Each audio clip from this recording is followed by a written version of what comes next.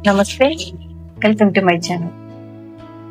आज का विषय है हाइपरटेंशन या हाई ब्लड प्रेशर। हाइपरटेंशन क्या है?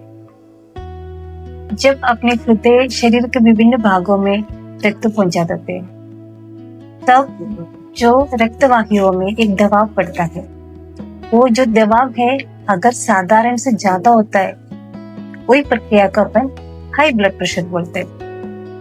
हाई ब्लड प्रेशर को एक दूसरा नाम भी किया जाता है, उसका नाम है साइलेंट किलर। क्योंकि जो बीपी कब बढ़ता है अपन को मालूम नहीं रहता, इसका कोई लक्षण भी अपन को दिखाते नहीं है। क्योंकि आप लोगों ने भी कभी सोचा भी नहीं होगा, आप लोगों ने कभी बीपी चेक किया है क्या? जब अपन को बीमार पड़ते हैं, हॉस्पिटल जाते हैं, तो अपन को मालूम पड़ता है कि हाँ बीपी चेक करने के लिए डॉक्टर बोलते हैं, तब आके अपने बीपी चेक होता है। इसलिए अपन को मालूम नहीं पड़ता है कि अपने पास शरीर में बीपी का जो कोई बीमारी है क्या नहीं। पहली बात, इसको कोई लक्षण नहीं है, लेकिन कुछ लोगों में ऐसे लक्षण दिखाते हैं कि सिर दुखना, चक्कर आना, अधिक सुस्त होना, या सांस लेने में तकलीफ, या फिर छाती में दुखना या फिर तकलीफ, ये कुछ लक्षण कुछ लोगों में दिखाता है। पर अगर हाई ब्लड प्रेशर का अगर नियंत्रण नहीं किया तो भी बहुत बड़ा नुकसान है।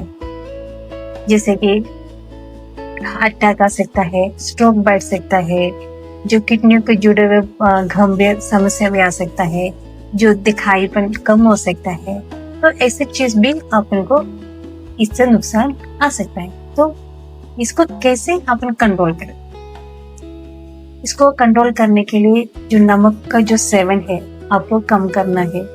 जो खाने में जो भी नमक खाते हैं उसको कम रखना पड़ेंगे। डेली आपको व्यायाम करना पड़ेगा।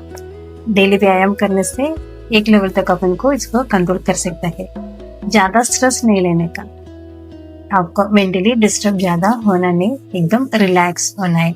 अगर मेंटली अगर ज्यादा स्ट्रेस लग लेता है, आपको योगा कर सकता है, मेडिटेशन कर सकता है, या फिर आपको कोई म्यूजिक सुन सकते हैं। जैसे कि आपको माइंड को एक नॉर्मल, हमेशा अच्छे ही कूल रखना है।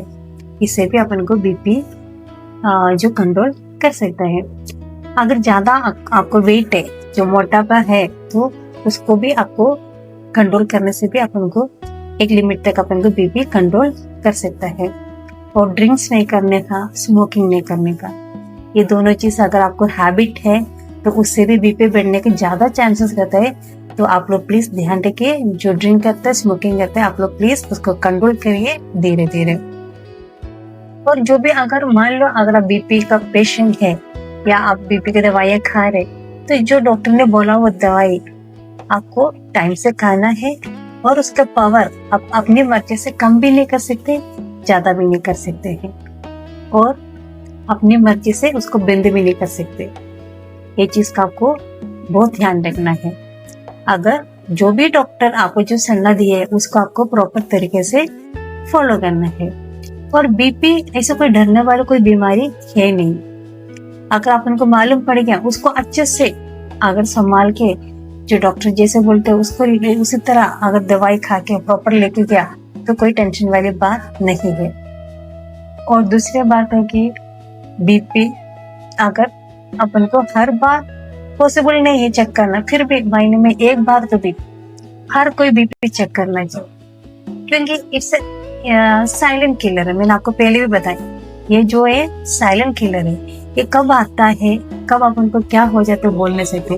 तो महीने में एक बार बीपी चेक करने से या फिर 2 बार, ऐसे जैसे आपको जिम वैसे चेक करने से एक लिमिट तक अपन को ये सारी बीमारियों से दूर रख सकता है। और दूसरी बात है, बीपी एक बार या 2 बार चेक करने से उसको बीपी है या नहीं, या फिर नॉर्मल है क्या या ज्यादा अपन बोल नहीं सकते। जिसको अगर बॉर्डर लाइन से भी ऊपर आपको आया है, तो आपको उसको 2-3 बार ऐसे बीपी चेक करके आपको मेजर करना पड़ेंगे। आपको जो बीपी है एक ही लेवल पे है क्या, या फिर बॉर्डर लाइन से ऊपर है क्या नहीं। तो ये कोई डरने वाली कोई बीमारी नहीं है। अपन अपने आप को संभाल लिया, अपने आप को ध्यान रखा, तो ये सारी चीज से अपन को दूर रह सकता है।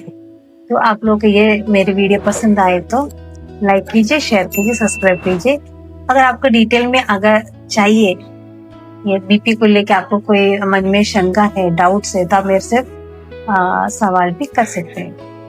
Thank you.